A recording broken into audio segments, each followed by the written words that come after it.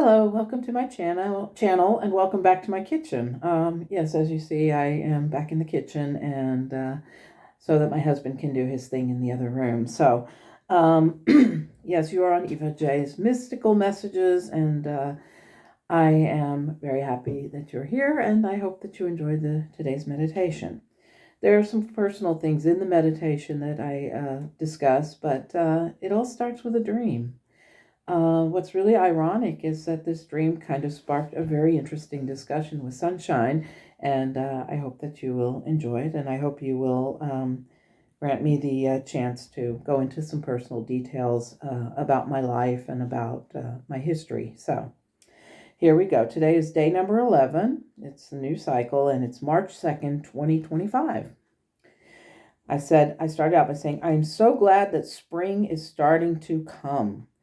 The days are getting longer, and I am feeling pretty good. Sunshine says, that's marvelous. You deserve to be happy and have happy days. It definitely beats the alternative.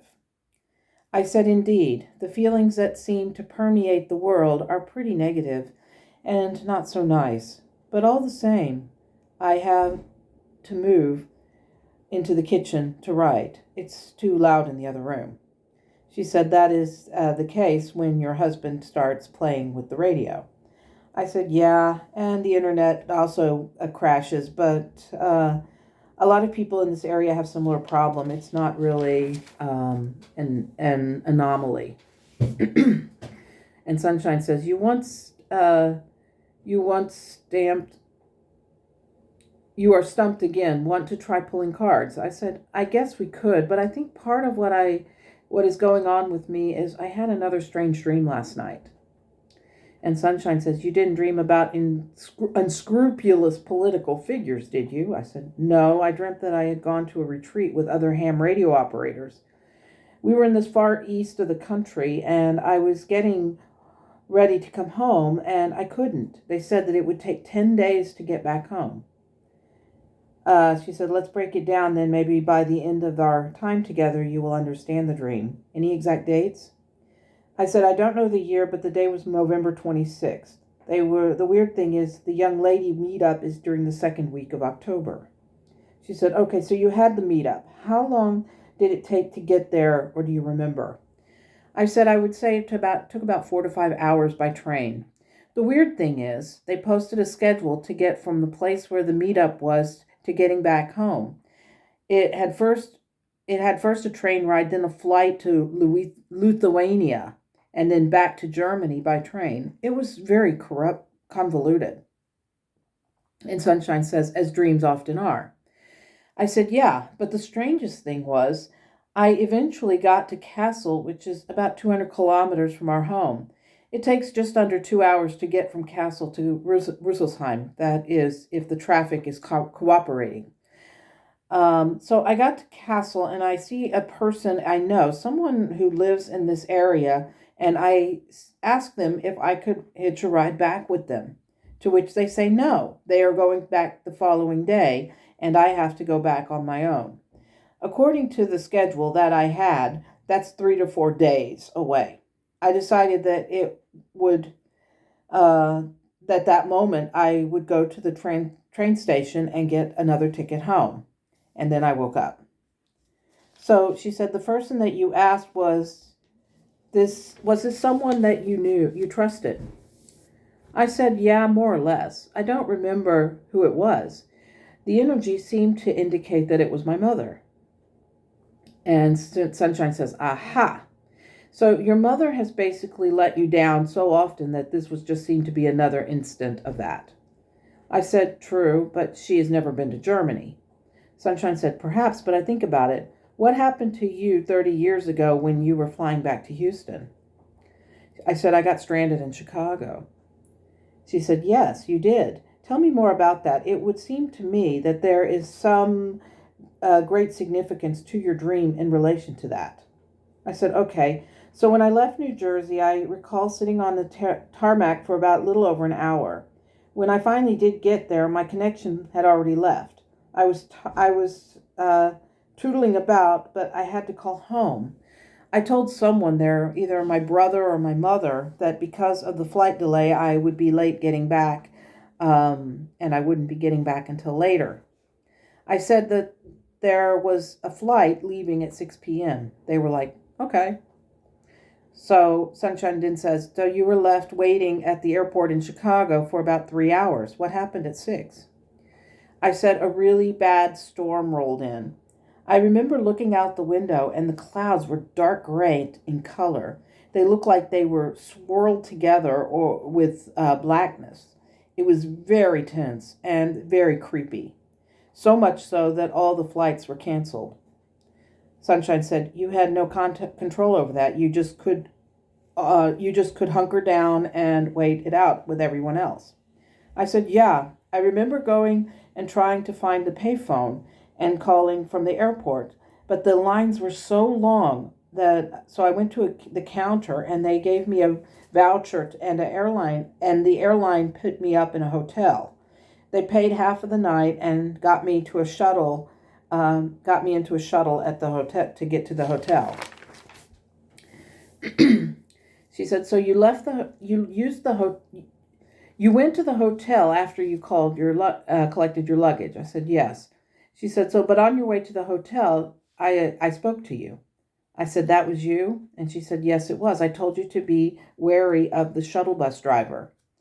I said, yeah, it was kind of creepy. He told me that he would take me to a restaurant so I could get something to eat, as there were no restaurants around the hotel. She said, what you told him in response was not only brilliant, it also saved your life. And I said, it was one moment that I was absolutely grateful that you were there. She said, I'm glad too. So after you get to the hotel, you went up to your room and called your then fiance and your mother. I said, yes. I don't remember much of what my husband, then fiance, said, but boy, do I remember my mother freaking out. Sunshine, do I have any control over the weather? Sunshine says, no, not that I'm aware of. You're a pretty amazing person, but weather control is not in your repertoire. I said, I didn't think so. Anyway, she went ballistic on me, trying to put a guilt trip on me about my brother who was picking me up at the airport. Sunshine says, so back to your dream. You said that your mother was at the train station and she did not seem all that willing to help you. Do you think that maybe that was not about you depending on her, but perhaps on you being left to your own devices and finding solutions on your own? The truth is, in most instances, you have found by way of your own ingenuity, a way to surmount obstacles. The instance in Chicago was one of those times when you knew that you could not have anyone to help you handle the situation that you found yourself in. Consider this. As you were growing up, you depended on your mother to see you through certain situations. You discovered when you were 12 that she abandoned you during the most traumatic circumstance. When you later confronted her, she dished up excuses for it, saying it happened to her and trying to make you feel bad for her. The wisdom that came from inside of you said that it was not about her, it was about you. I said, yeah, but I was always told that it was selfish to focus on myself. Sunshine says, then perhaps those who told you this should have been looking in a mirror. I don't want to bring you back to that time. I'm merely using it as an example. You have always been sensitive to the words of others. That is the way you are. But it is important for you to recognize that sometimes the notion of who to count on is important. Just like the event in the dream train station or at the airport in real life, you learned in a quick and finite way that it is vital for you to be self-sufficient, and when the rubber meets the road, you are. Saying, how can I live without a person or a partner, a parent or a partner? The answer is clear. You have to.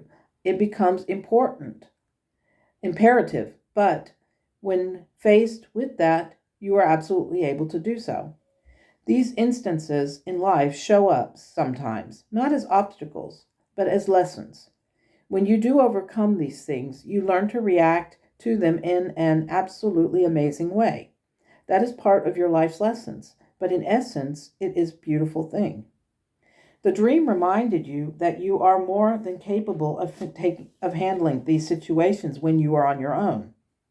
I said, this reminded me of the time just before my surgery. My husband had come to see me before I had the surgery done. I remember jumping out of bed and running to him. I was literally crying like a baby. I wanted one last hug and kiss before going under the knife.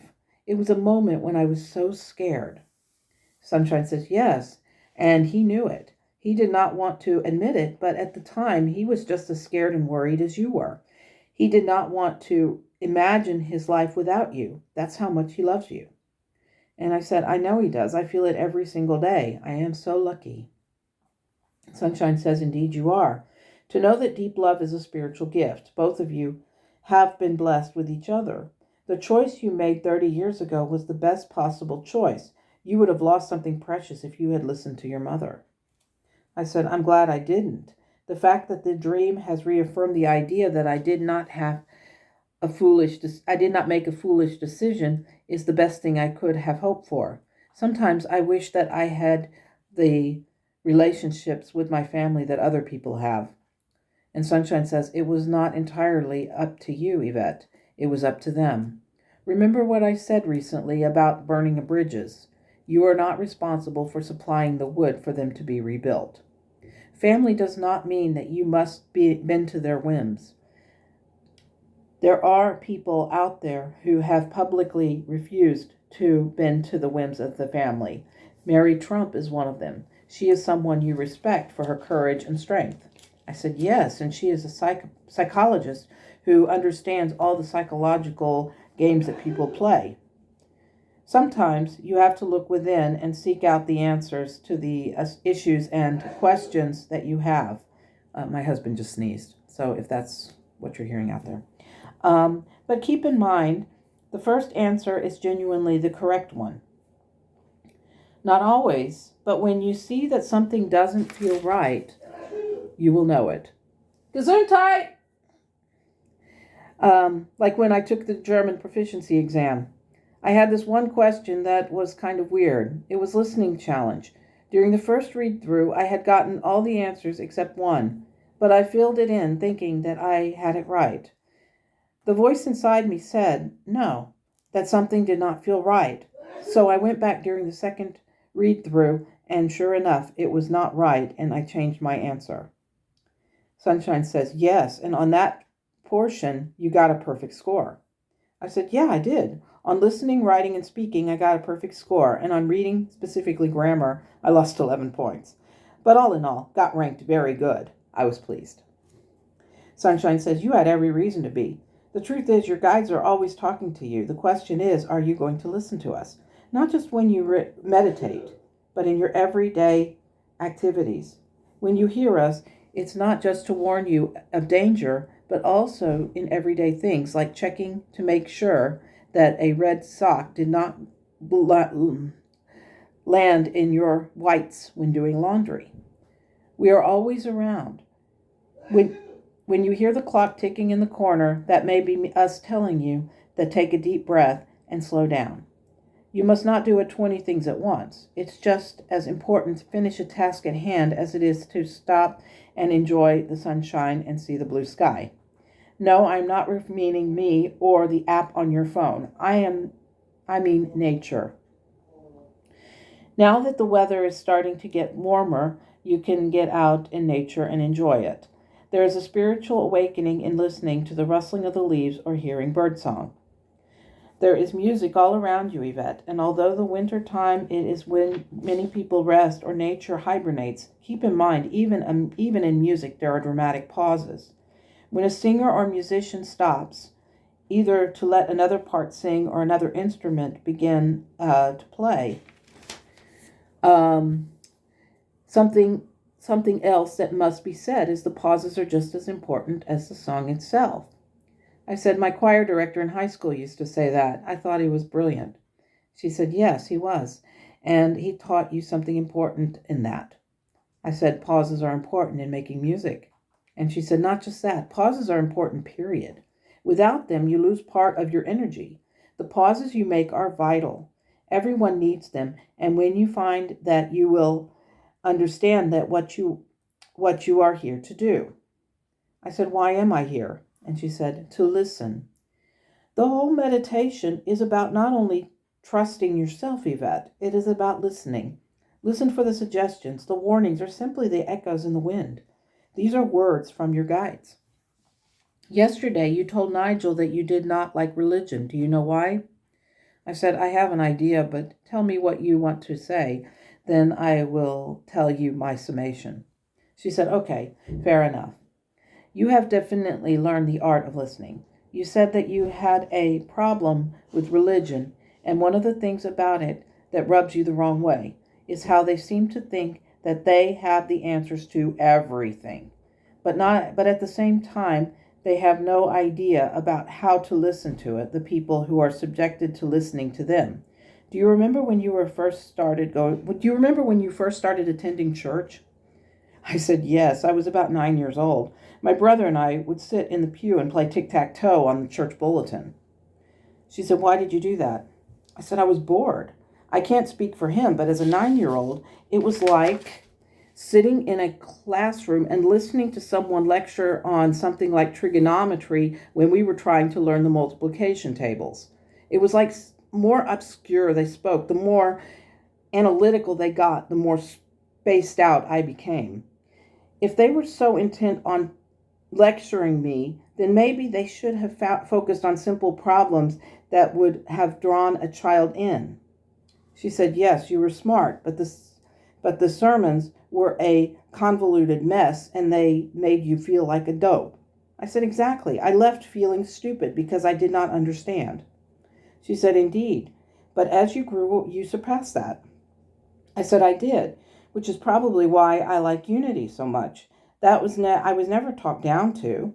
They explain things in a positive interpretation. That is why I don't think of unity as a religion, but rather as a spiritual community. And Sunshine says, yes, well, now you have to make lunch for your hungry husband. We will talk again soon. I said, thank you, Sunshine. You're amazing. And she says, as are you, darling, as are you. So that's the meditation for today. Sorry about my husband. This is springtime. This is one of the impacts of spring is allergies. And when my husband starts sneezing, he does not stop. He usually sneezes 4 or 5 times, and I have to shout, bless you, or gesundheit at least once or twice before he stops. But he didn't stop. He sneezed one more time after I called, so hopefully he will feel a little bit better. But that's what happened. Yeah, thank you so much for being here for this. This has been a long meditation again, but it was very, very nice. And Sunshine shed some light on this dream that I had last night, which was very strange. I mean, it was just weird. And sometimes dreams can be a little bit convoluted and a little bit hard to understand, but there is a basic message in them. And so her helping me find out what that message was very, very interesting, to say the least. So I wish you a wonderful Sunday. I am going to get outside and enjoy the sunshine a little bit. And now that I've had some sunshine here. So I wish you a wonderful day. And as always, namaste.